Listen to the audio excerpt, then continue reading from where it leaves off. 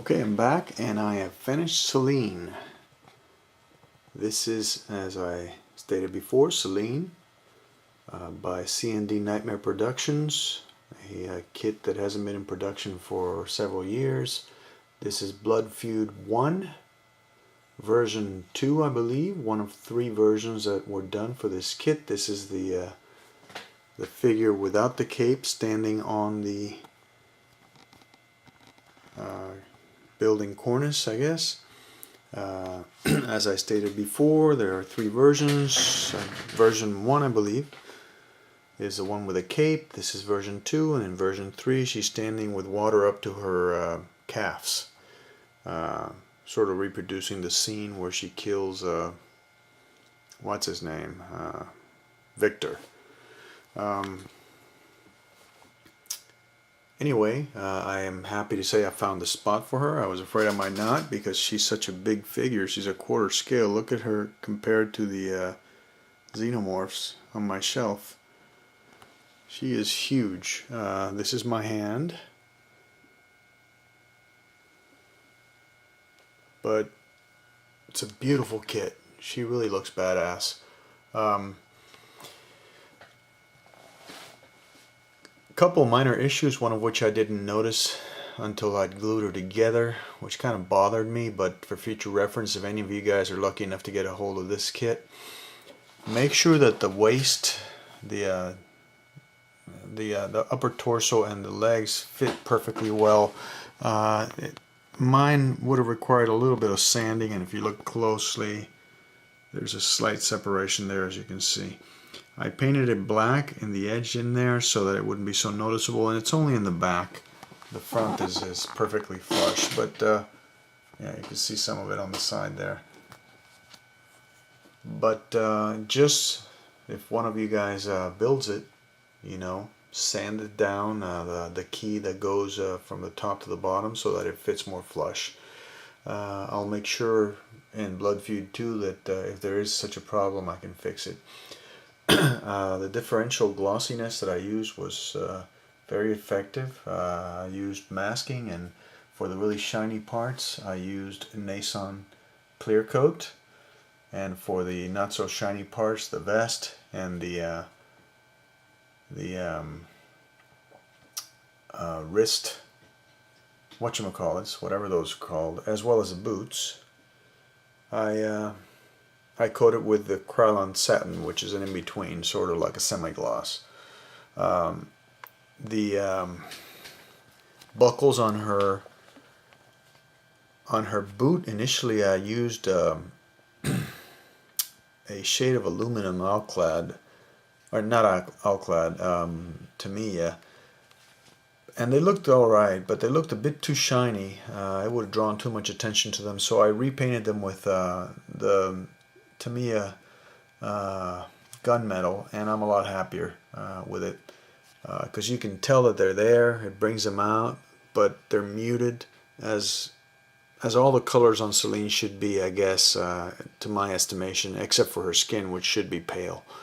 I used the same paint for the zipper buckles, which are on there on the wrist sleeves, as well as on her chest there, and on the back.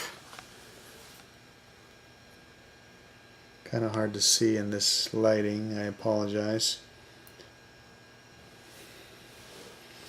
Let's see if I can get you a better view. Yeah, you can see them right there. Maybe I ought to get the flashlight in my iPhone fired up so you guys can see it a little better. There we go. Okay. Now for the skin,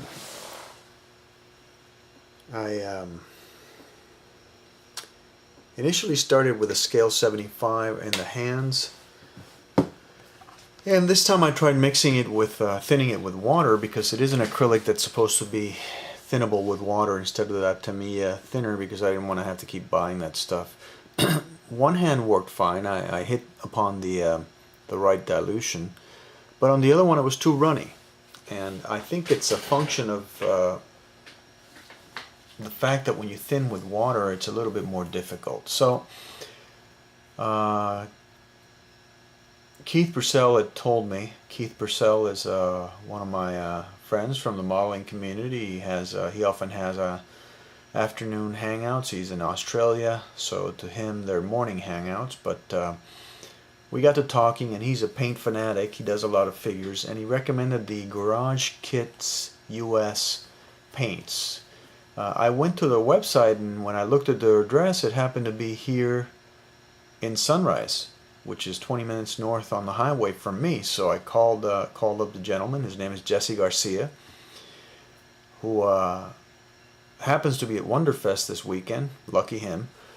And I asked him if it would be okay to come by, and he said yes. And I went over and I met the guy. He's a really nice guy. He's got a great shop with a bunch of figures. He does strictly figures, but man, he's got a lot of them, and he does a lot of work, and he produces kits. He's got a wonderful series beginning at Wonderfest this weekend, which will be revealed there. Well, not revealed, but they'll go on sale there, called The Denizens of Zoe. I highly recommend you check it out. He's on the Clubhouse forum and in the his own forum, the Garage Kits US forum, and it's a different take on the Wizard of Oz characters, and he's starting with Dorothy and the Scarecrow, and man, they are cool. Check them out. I think you'll be impressed. Those are definitely two kits on my list. But anyway, I digress.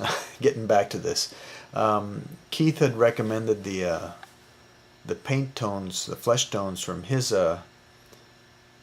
paint stock. He sells them, and I went through his website and I looked at the flesh tones. I like what I saw. He's got a much greater variety than the Scale 75s that I do. And I went over and I met him, and he showed me the paints that he had, and you can use them straight out of the paint with the straight out of the bottle into the airbrush. You don't have to thin them. And I have to say, once I tried them on the other hand, the hand that was running and had given me problems, the coverage was amazing.